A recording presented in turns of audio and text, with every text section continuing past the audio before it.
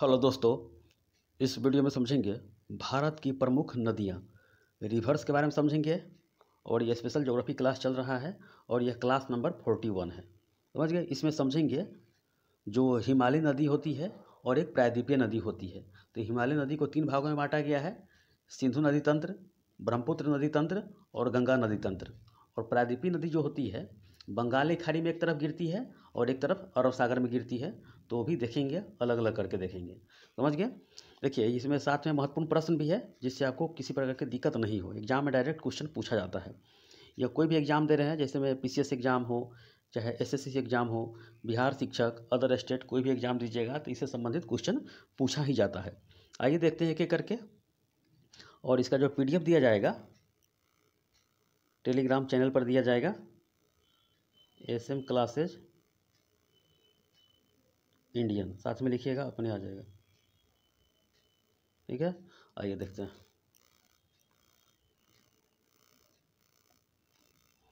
देखिए कैसे पढ़ना है, गलती मत कीजिएगा। नदी के बारे में डायरेक्ट पढ़ लीजिएगा तो गड़बड़ा जाएगा। पहले समझिए कि कैसे, कौन सी नदी कहाँ निकलती है। आपको कभी भी एक नज़र देखिएगा तो आपको याद हो जाएगा।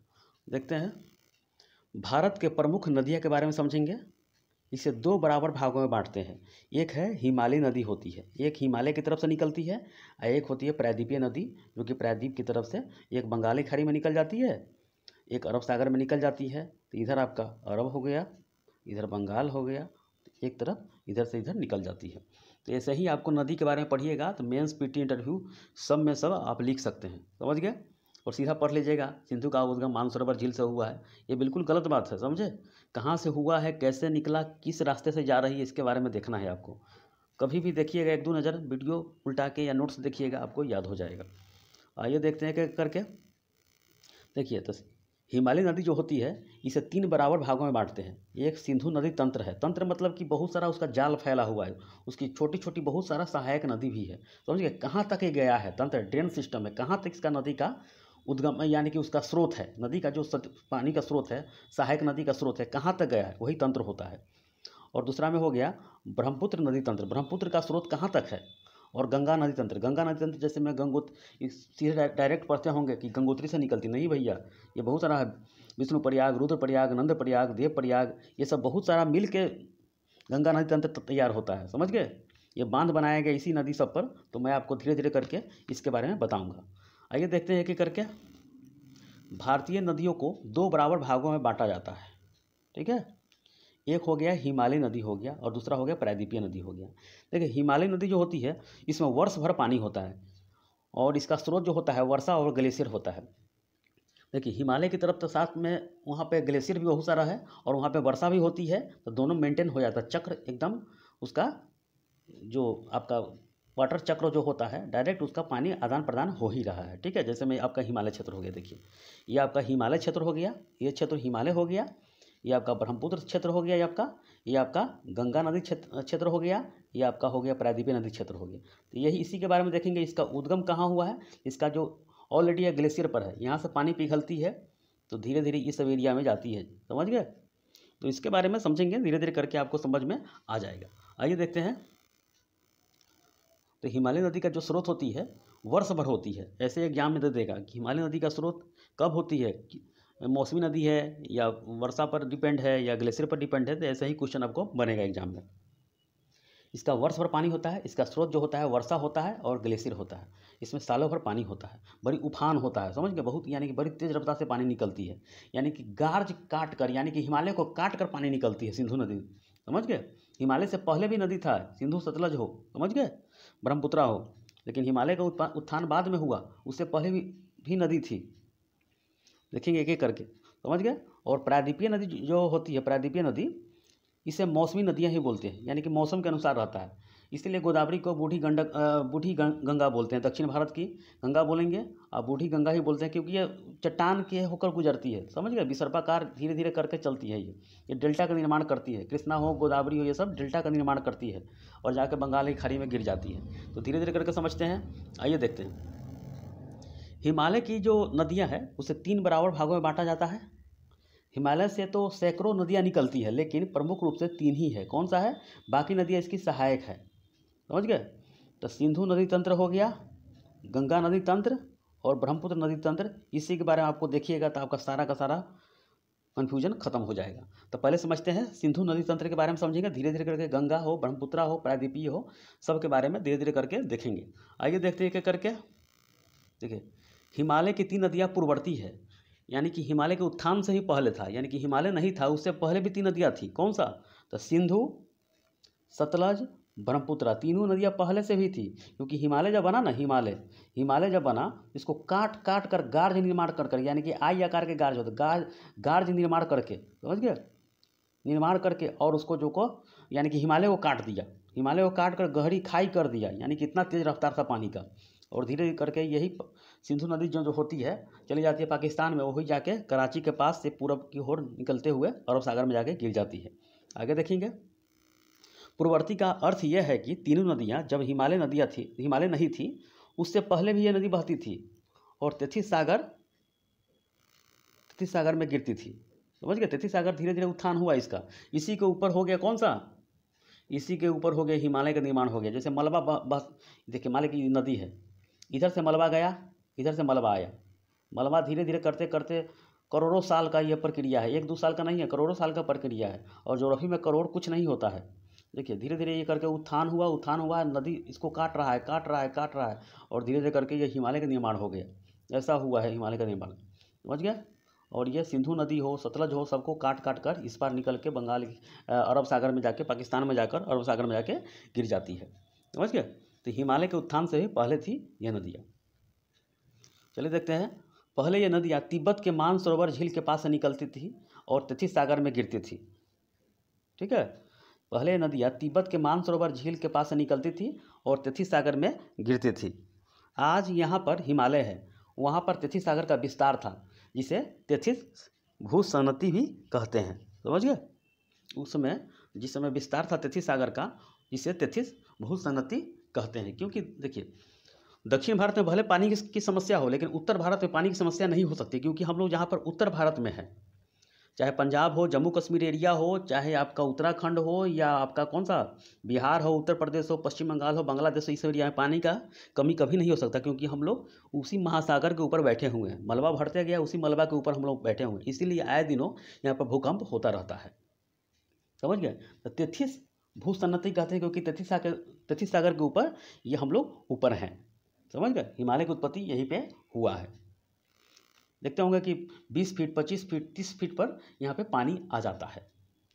देखिए, जब तेथिस सागर से हिमालय का निर्माण होता रहा तो ये तीनों नदियाँ सिंधु, सतलज और ब्रह्मपुत्रा ने अपना दिशा न बदला और न अपना रास्ता बदला और हिमालय को काटती रही। समझ गए?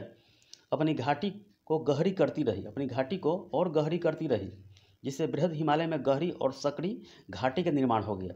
समझ गए? जिसे हम गार्ज कहते हैं। गार्ज यानी आई आकार की घाटी होती है, यही गार्ज का निर्माण कर लिया। जैसे सिंधु गार्ज जम्मू कश्मीर में गिलगिट के समीप सिंधु नदी का गार्ज बनता है, गिलगिट के पास बनता है, लद्दाख में चला गया है। वो पहले था जम्मू कश्मीर के एरिया, दोनों भागों में बांट दिया गया है, चाहे लद्दाख हो चाहे जम्मू कश्मीर को यूटी में बांट दिया गया है। समझ गए? केंद्र की डायरेक्ट नज़र होती है उस पर।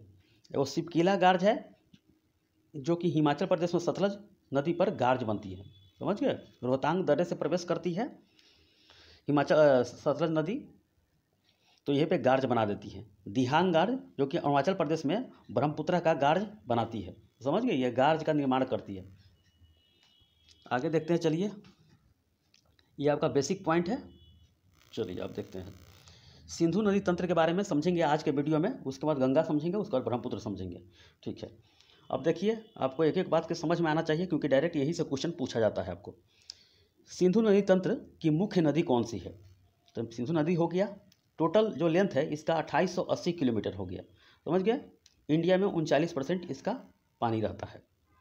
इसका जो उद्गम ओरिजिन है, तिब्बत बोल सकते हैं या चाइना बोल सकते हैं, क्योंकि चाइना ने तिब्बत पर अटैक करके 1959 में तिब्बत को ले लिया। इसका राजधानी लहासा हुआ करता था।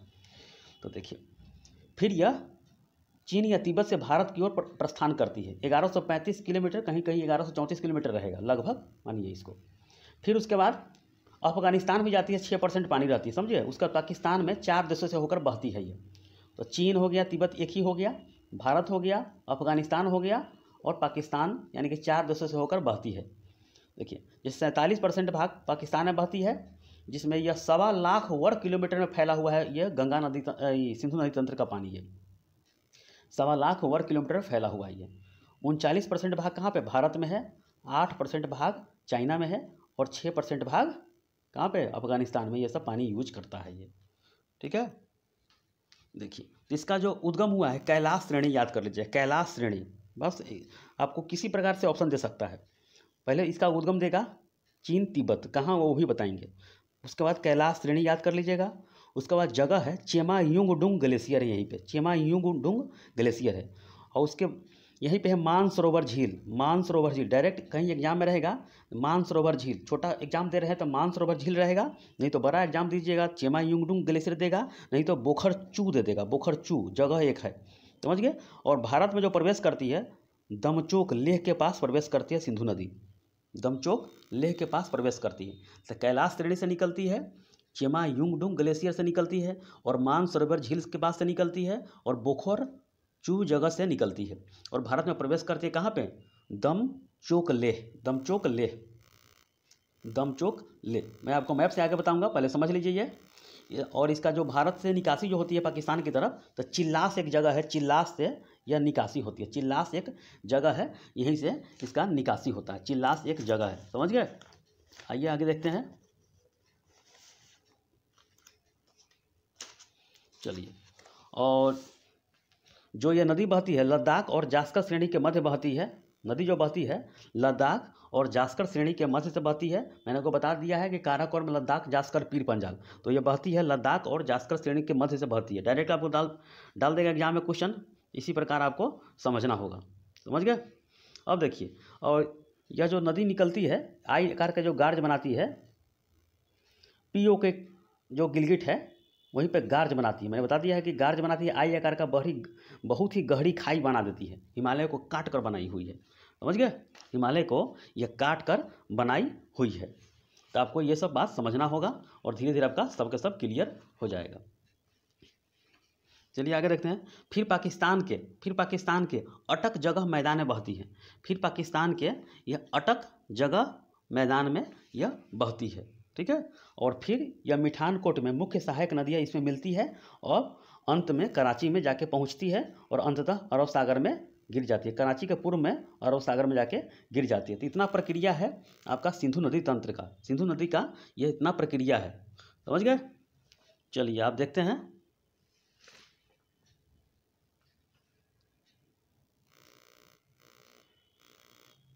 देखिए और कुछ है।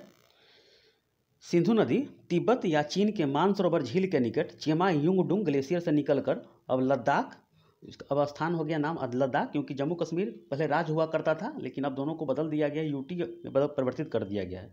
तो लद्दाख और जम्मू कश्मीर में परिवर्तित कर दिया गया है। तो ये लद्दाख में प्रवेश करती है, लद्दाख के दमचोक के पास प्रवेश करती है, दमचोक के पास यह प्रवेश करती है। इतना तो समझ गए।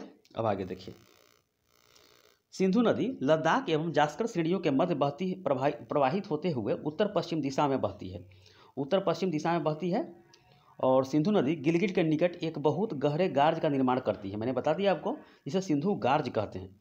गिलगिट के पास सिंधु नदी दक्षिण दिशा की ओर मुड़ जाती है और पाकिस्तान में प्रवेश कर जाती है और कराची के पूर्व होते हुए अरब सागर में अपना मुहाना बना लेती है या गिर जाती है।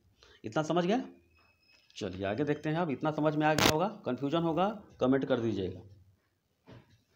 आइए देखते हैं क्या करके। मेन पॉइंट देखिए, एग्जाम में डायरेक्ट कैसे क्वेश्चन पूछा जाता है। देखिए ये पॉइंट है, लेह जिला जो है सिंधु नदी के तट पर बसा हुआ है। लेह जिला सिंधु नदी के तट पर लेह जिला सिंधु नदी के तट पर बसा हुआ है। लद्दाख एवं जास्कर श्रेणी के मध्य ये बसा हुआ है। लेह शहर सिंधु नदी के दाएं तट पर स्थित है, दाएं। तो नदी जो जाती है दाएं, आपका डायरेक्शन पता होना चाहिए, दाएं। तो दाएं कौन हो गया आपका, ये आपका बाएं हो गया, बाएं ऊपर हो गया दाएं। इस तरह आपको नदी जब जाती है, ऐसे नदी जाती है तो आपको जैसे में आप पढ़े होंगे पूर्व पश्चिम उत्तर दक्षिण, ठीक है। तो उत्तर पश्चिम यह हो गया, उत्तर पूर्व यह हो गया, उत्तर पश्चिम हो गया, दक्षिण पश्चिम हो गया, दक्षिण पूरब हो गया। तो आपको इस तरह दिशा याद हो करना चाहिए, समझ गए। आइए आगे चलते हैं।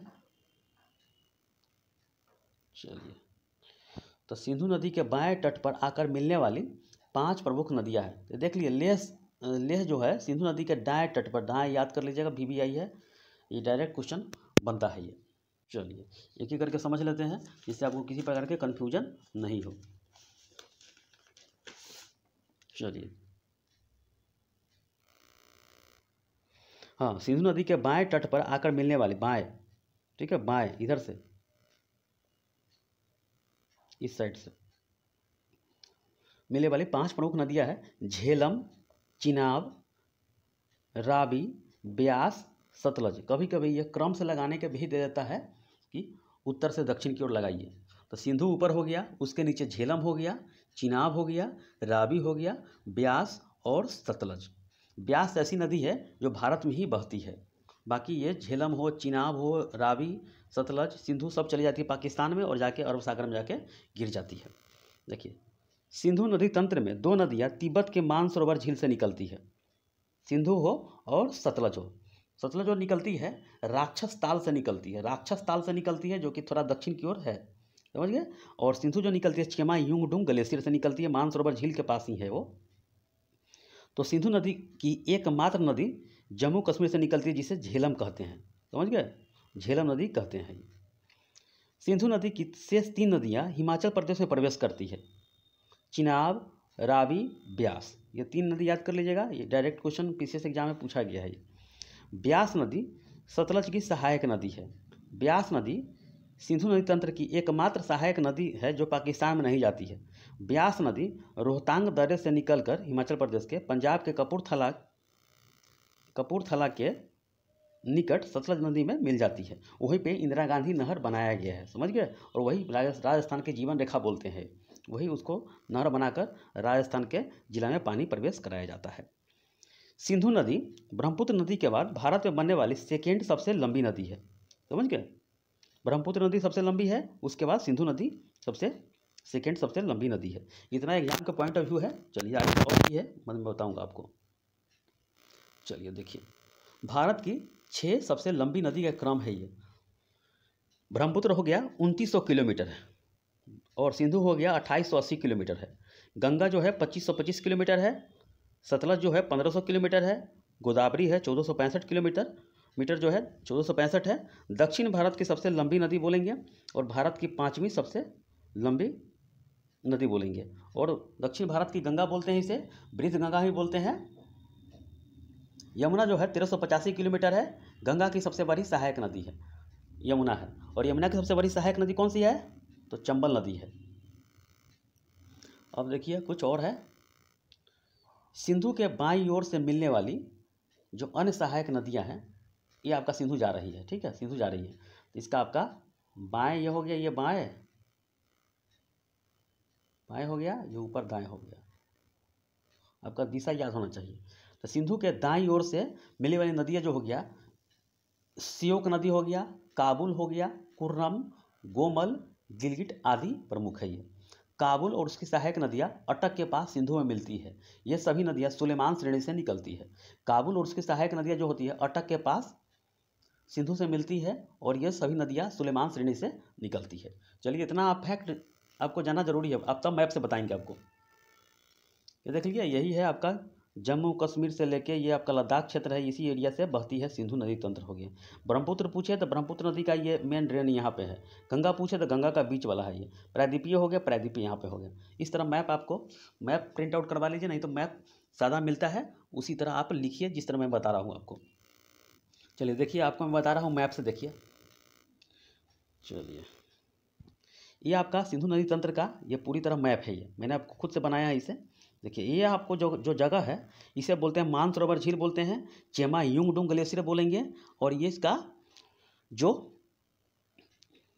भारत में प्रवेश करती है ये जगह जो है सिंधु का, ये जो देख रहे हैं दमचोक, ये लेह जगह है, लेह है, यहीं पे प्रवेश करती है सिंधु है। और निकास जो होती है, ये निकास है चिला पास है, निकास होती है ये, समझ गए। यहाँ पे चिल्ला पास है, निकास यहीं पे होती है। यही देखिए पाकिस्तान होते हुए ये अरब सागर में जाके गिर जाती है ये, समझ गए। चलिए आगे देखते हैं अब। तो यहीं पे है चेमा युंगडुंग ग्लेशियर है और मानसरोवर झील से निकलती है। और नीचे जो देखिए नीचे वाला क्षेत्र मैं बता रहा हूँ एक चीज़ और, यही चेमा युंगडुंग ग्लेशियर के नीचे जो है आपका ये राक्षस ताल है। राक्षस ताल एक जगह है, राक्षस ताल यहीं से निकलती है कौन सी नदी, सतलज नदी। ये जो चेमा युंगडुंग ग्लेशियर है मानसरोवर झील इसी के पूरब से निकलती है कौन सा, ये ब्रह्मपुत्र नदी, जो कि चली जाती है भारत की ओर, अरुणाचल प्रदेश की होकर काटती हुई निकल जाती है। ये आपका सिंधु नदी तंत्र हो गया, सिंधु नदी हो गया, यहाँ पर देखिए पाकिस्तान की ओर चली जाती है। अब बाकी ये सब जो देख रहे हैं झेलम, चिनाब, रावी, ब्यास, सतलज, ये इसका सहायक नदी हो गया। और देखिए यही है कपूरथला के पास, यही आपका इंदिरा गांधी नहर बनाया गया है, क्योंकि ब्यास और सतलज मिलकर कपूरथला के पास इंदिरा गांधी नहर जो बनाया गया है, राजस्थान की जीवन रेखा इसे बोलते हैं। चलिए आगे और भी चीज़ है, मैप से ही बताएंगे आपको। चलिए अब एक एक करके समझेंगे, सिंधु के बारे में, झेलम के बारे में, चिनाब के बारे में, रावी के बारे में, ब्यास और सतलज के बारे में समझेंगे। आपका सिंधु नदी तंत्र इसी प्रकार ये खत्म हो जाएगा। चलिए देखते हैं सिंधु नदी। यह सिंधु नदी तंत्र की प्रमुख नदी है। यह भारत में बनने वाली सेकेंड सबसे लंबी नदी है और यह पहला ब्रह्मपुत्र हो गया। ब्रह्मपुत्र कितना है 2900 किलोमीटर, समझ गए। सिंधु कितना है 2880, इस तरह आपको याद करना हो चाहिए। यह तिब्बत चीन के चेमा युंगडू ग्लेशियर से निकलती है। ये देखिए चेमा युंगडू ग्लेशियर है, बोखरचू स्थान है और मानसरोवर झील है, इसी का नाम है, यहीं पे है सब। नीचे हो गया राक्षस ताल हो गया, पूरब की तरफ से ब्रह्मपुत्र मानसरोवर झील के निकलती है। आपका ये सिंधु नदी ऊपर से होकर चली जाती है, ये समझ गए। दमचोक के पास लेह में प्रवेश करती है और चिल्ला पास से निकल जाती है सिंधु नदी।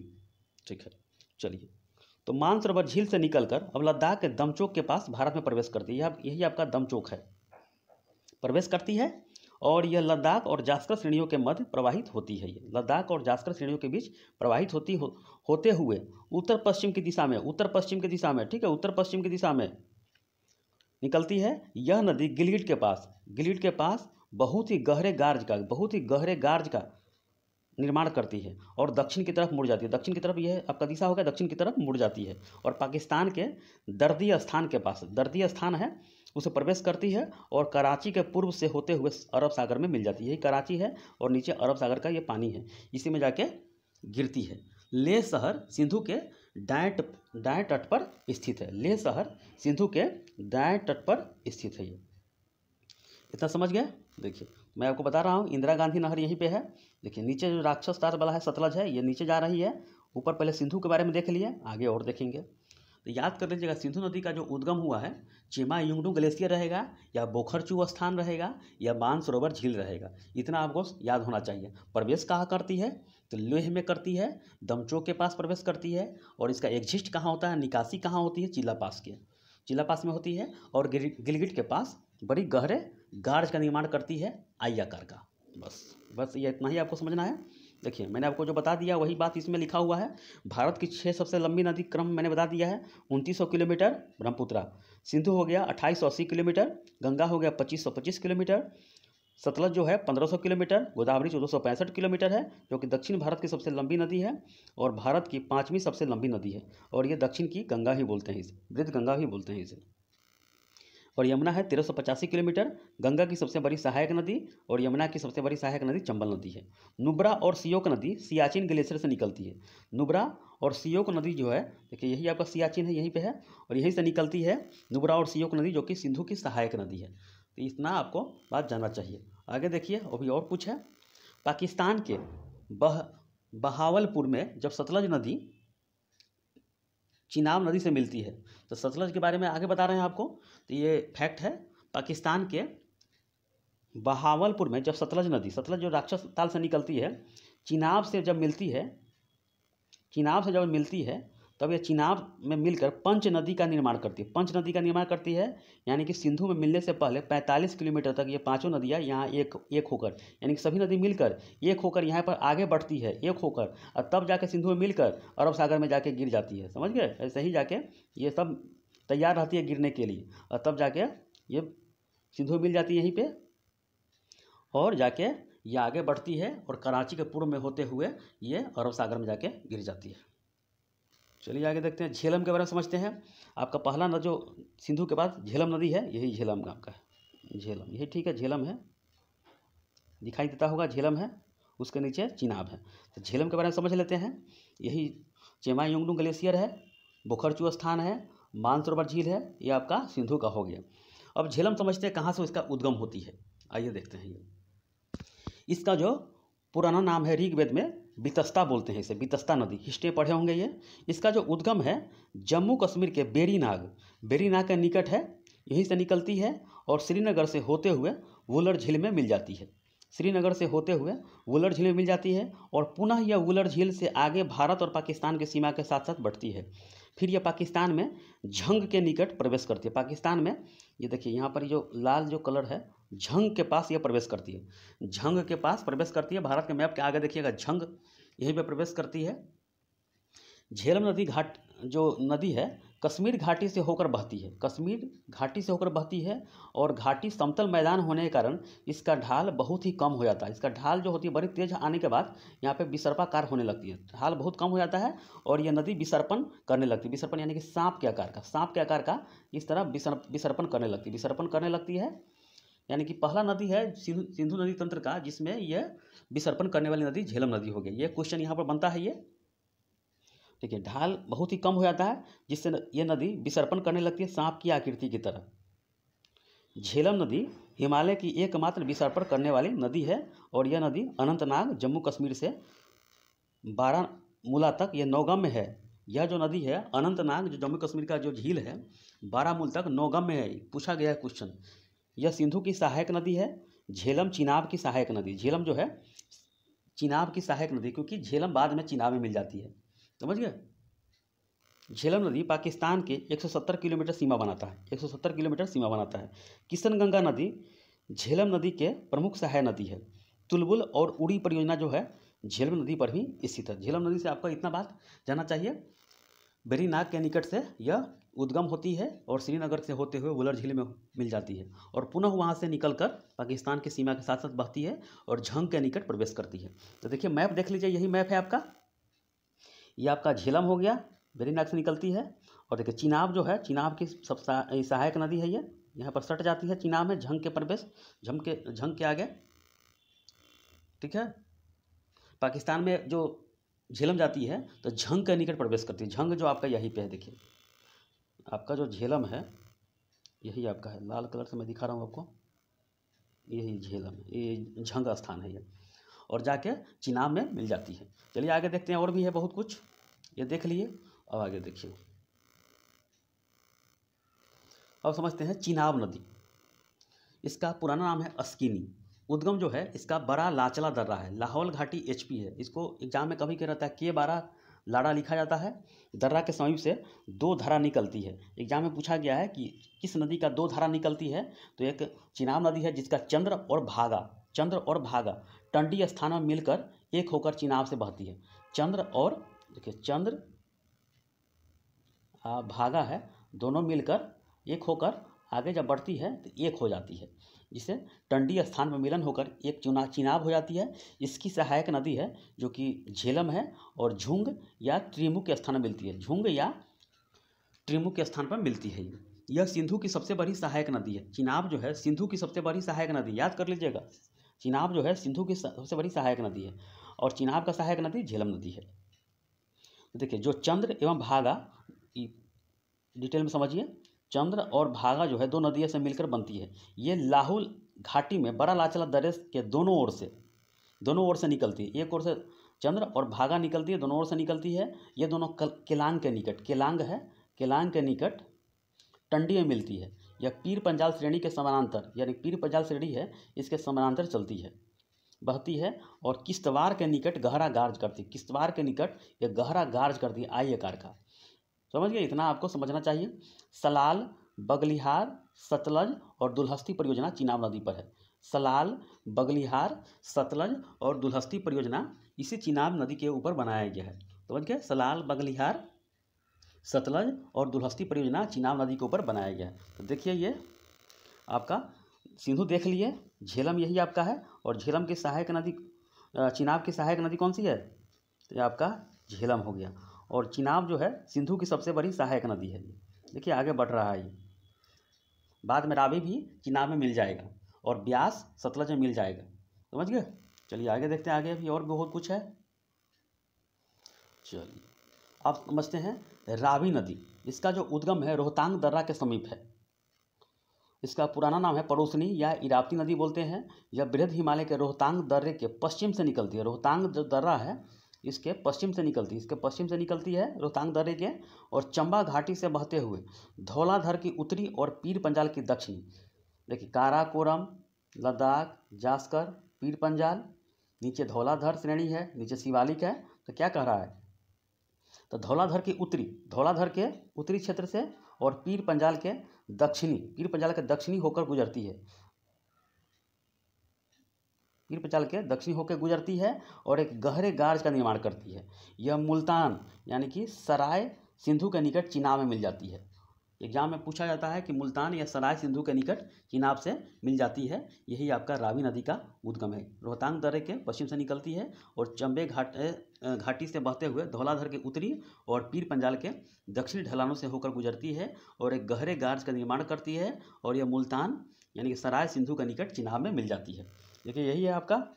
झेलम देख लिए, चिनाब देख लिए, रावी भी देख लिए। रावी देखिए यहाँ पर मिल जाती है और सराय मुल्तान यानी सराय सिंधु के पास ये मिल जाती है। ये मिलन है, स्थल है इसका। चलिए आगे देखते हैं ब्यास नदी। इसको बोलते हैं बिपाशा नदी। पुराना नाम है ऋग्वेद में बिपाशा नदी है। इसका जो उद्गम है रोहतांग दर्रे के पास ब्यास कुंड से होती है। ब्यास कुंड से, याद कर लीजिएगा, ब्यास कुंड से। यह नदी कुल्लू घाटी से गुजरती है तथा धौलाधर श्रेणी के में काटी और लाड़गी में महाखंड का निर्माण करती है। एक जगह है काटी और लाड़गी में महाखंड का निर्माण करती है। जब यह पंजाब में प्रवेश करती है, जहाँ कपूरथला में हरिके बैराज के पास सतलज में मिल जाती है। सतलज में यह ब्यास मिल जाती है और हरिके बैराज से इंदिरा गांधी नहर, जो कि भारत की सबसे बड़ी नहर है, का सिंचाई के लिए किया जाता है। राजस्थान की जीवन रेखा बोलते हैं ये। यह नदी जो भारत में मिल जाती है सतलज से, यह पाकिस्तान नहीं जाती है। समझ गए? तो ब्यास नदी पाकिस्तान नहीं जाती है और ब्यास नदी सतलज में मिल जाती है और यहीं पे हरिके बैराज बनाया गया है, जिसे इंदिरा गांधी नहर निकाला गया है और पंजाब होते हुए यह चली जाती है राजस्थान में। आगे देखिए, यही आपका कौन सा है? झेलम देख लिए, चिनाब यहीं पे है, रावी हो गया, यही ब्यास है। देखिए ब्यास कुंड से निकलती है और यह सतलज आती है। सतलज नीचे वाला है राक्षस कुंड से, यहाँ निकलती है राक्षस कुंड से और ये जाके मिल जाती है कौन से? चिनाब और सतलज एक साथ मिल जाती है। उसके बाद यह जाके मिल जाती है सिंधु में। चलिए आगे देखते हैं। सतलज, सतुद्री इसको बोलते हैं। इसका जो उद्गम है मानसरोवर झील के निकट राक्षस ताल से निकलती है। यह चिनाब की सबसे बड़ी सहायक नदी है। यह हिमाचल प्रदेश में सिपकिला दर्रे के समीप प्रवेश करती है। सिपकिला दर्रे से प्रवेश करती है, मैंने बोल दिया रोहतांग दर्रे से, सॉरी वो करेक्ट कर लीजिएगा। यह हिमाचल प्रदेश के सिपकिले दर्रे से प्रवेश करती है और हिमाचल प्रदेश में सिपकिला गार्ज का निर्माण करती है। बृहद हिमालय को काटकर गार्ज का निर्माण किया गया है। भारत में सतलज 2 राज्यों से होकर प्रवाहित होती है, हिमाचल प्रदेश और पंजाब से। इसके बाद पाकिस्तान में चली जाती है। पाकिस्तान के बहावलपुर में चिनाब में मिल जाती है। समझ गए? तो देखिए सिंधु की सबसे बड़ी सहायक नदी पूछेगा तो चिनाब। तो चिनाब में झेलम मिल जाती है और रावी मिल जाती है, चिनाब में ही मिल जाती है। ब्यास जो मिल जाती है कुछ किस में? सतलज में। और सतलज मिल जाती है किस में? चिनाब में मिल जाती है। ठीक है। और सतलज नदी सिंधु तंत्र की 4 नदियों को जल लेकर, ठीक है, दोनों मिल जाती है और 4 नदियों को जल लेकर ये पाकिस्तान के मिठानकोट में, देखिए मिठानकोट आपका है, मिठानकोट यहीं पे है। मिठानकोट में सिंधु नदी के बाएं तट पर, बाएं हो गया आपका, इधर से निकल रही तो बाएं आपका यही हो गया, बाएं तट पर तरफ मिल जाती है। और पंचनद के अलावा कुछ अन्य छोटी भी नदियाँ जो गुजरती है सिंधु नदी के बाएं तट पर मिलती है, जो जास्कर, श्यांग, सिगार, गिलगिट आदि नदियाँ हैं। कुछ नदियाँ सिंधु से मिलती है दाएं तट पर, दाएं ओर से निकलती है, जो सियोक, काबुल, कुर्रम, गोमल, ये सब दाएं तट पर ये सब मिलने वाली नदियाँ हैं। ये बस इतना याद कर लीजिएगा। पाकिस्तान के मिठानकोट में सिंधु नदी बाएं तट पर मिल जाती है। पंचनद के अलावा कुछ अन्य छोटी नदियाँ जो सिंधु नदी के बाएं तट पर मिलती है, जास्कर, सियांग, सिगार, गिलगिट, और कुछ दाएं पर मिलती है सियोक, काबुल, कुर्रम, गोमल, ये सब नदियाँ हैं। ये बस आपको याद करना है। सतलज जो निकलती है रोहतांग दर्रे से होकर गुजरती है भारत में, सॉरी ये सिपकिला दर्रे से होकर प्रवेश करती है और ये राक्षस ताल से निकलती है। चलिए आगे देख लेते हैं। अब कुछ और छोटी छोटी नदियां हैं जिसमें समझ लेते हैं। सियोक नदी, यह नदी को मध्य एशिया में काराकोरम और यारकंडी क्षेत्र में, यारकंडी जो जगह है, मृत्यु की नदी बोलते हैं, रिवर ऑफ डेथ बोला जाता है। प्राचीन काल में यारकंडी से लद्दाख तक व्यापार इसी माध्यम से होता था। जास्कर जो नदी है इसका उद्गम जो है जम्मू कश्मीर और हिमाचल प्रदेश की सीमा पर सरयू के निकट होता है। यह नदी जास्कर श्रेणी में गहरे गार्ज का निर्माण करती है और यह नेमू के निकट सिंधु नदी में मिल जाती है। ये समझ गया। चलिए आगे देखते हैं। नुब्रा एवं सियोक नदी सियाचिन ग्लेशियर से निकलती है।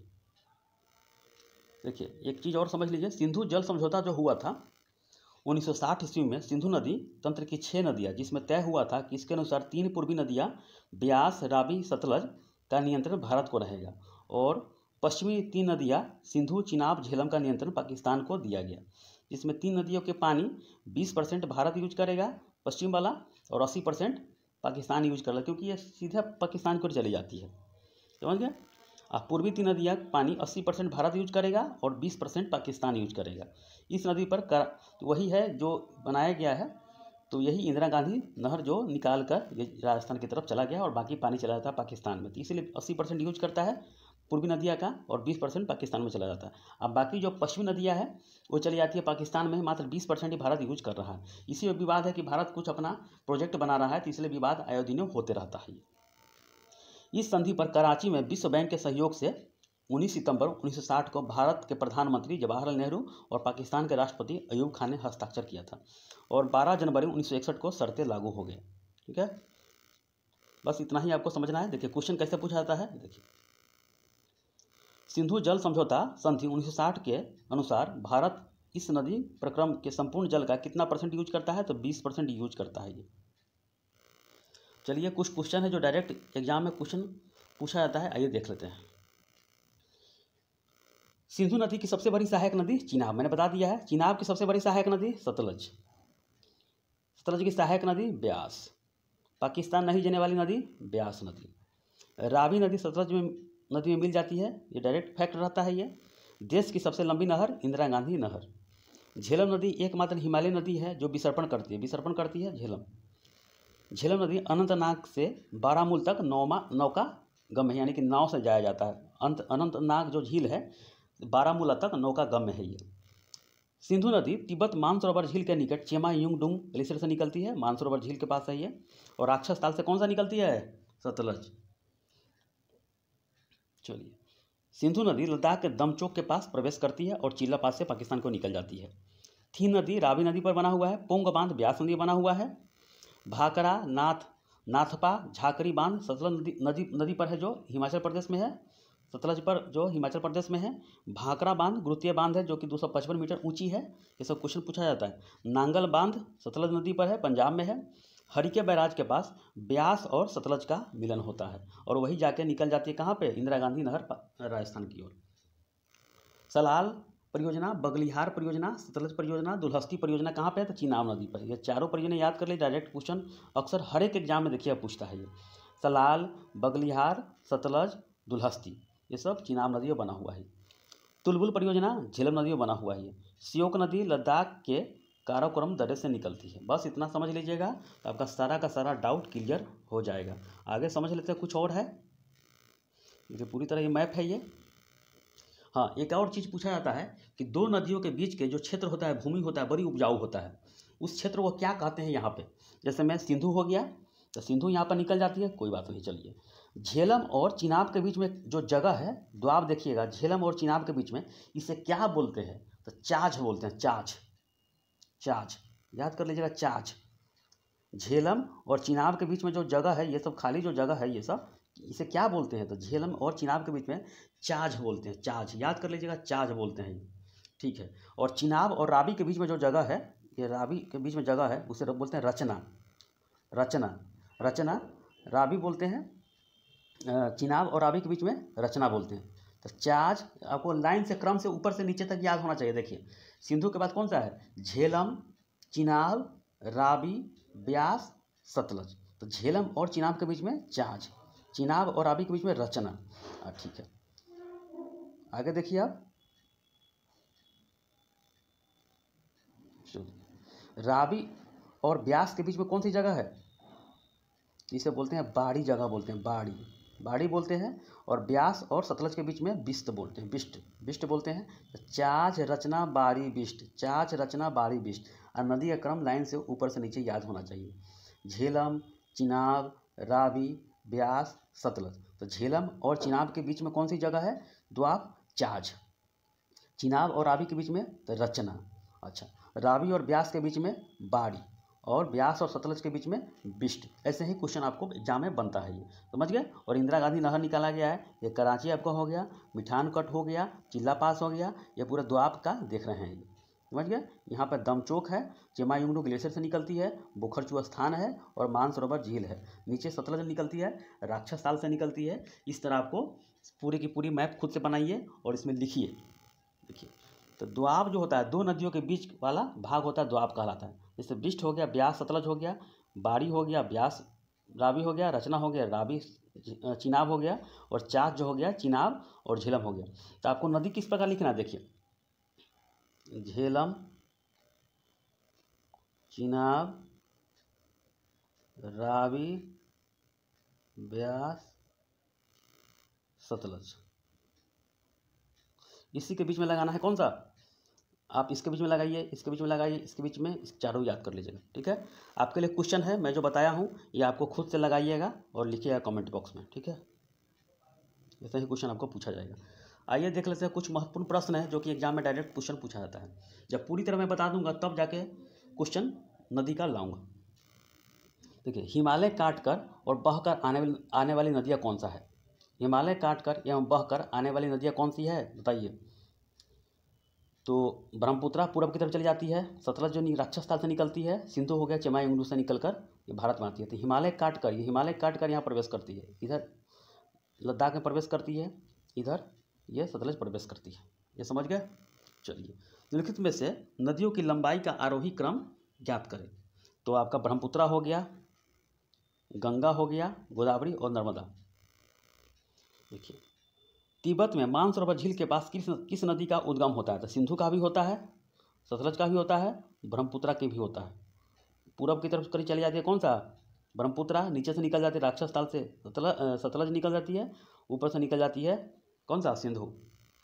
आगे देखिए, निम्न में से कौन सी नदी हिमालय से पड़े है? तो सतलज है, क्योंकि हिमालय काट कर निकलती है। निम्नलिखित में से वह कौन सी नदी है जिसका उद्गम भारतीय क्षेत्र में नहीं हुआ है? तो ये ब्रह्मपुत्रा है, क्योंकि ये तिब्बत वाले क्षेत्र में हुआ है। बाकी महानदी, रावी, चिनाब सब भारत में हुआ है। ये सब कुछ और क्वेश्चन है, देख लीजिए। इसी प्रकार क्वेश्चन पूछा जाता है और बार बार रिवीजन कीजिए। निम्नलिखित नदियों में से किसका उद्गम भारत में नहीं है? सतलज हो गया।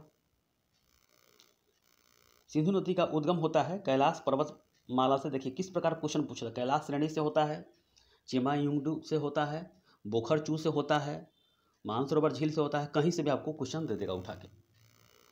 सिंधु नदी की एक सहायक नदी जो हिमाचल प्रदेश से प्रवेश करती है, सतलज हो गया। तो आपका ख़त्म हो चुका है। इसको रिवीजन कीजिए और इसका पीडीएफ जो दिया जाएगा टेलीग्राम पर दिया जाएगा, बार बार रिवीजन कीजिए। इसके बाद देखेंगे गंगा नदी तंत्र, उसके बाद ब्रह्मपुत्र नदी तंत्र, उसके बाद देखेंगे प्रायद्वीपीय नदी जो निकलती है, जो जाती है एक तरफ अरब सागर में, एक तरफ बंगाली खाड़ी में। इसके बाद आपका नदी चैप्टर पूरी तरह क्लियर ही हो जाएगा। ये सब खत्म हो जाने के बाद बांध बताएंगे, नेशनल पार्क बताएंगे। ऐसा ही क्वेश्चन अब चलता रहेगा, जो कि 5-6 वीडियो और आएगा, ख़त्म हो जाएगा आपका। चलिए, ये देखते रहिए। ओके।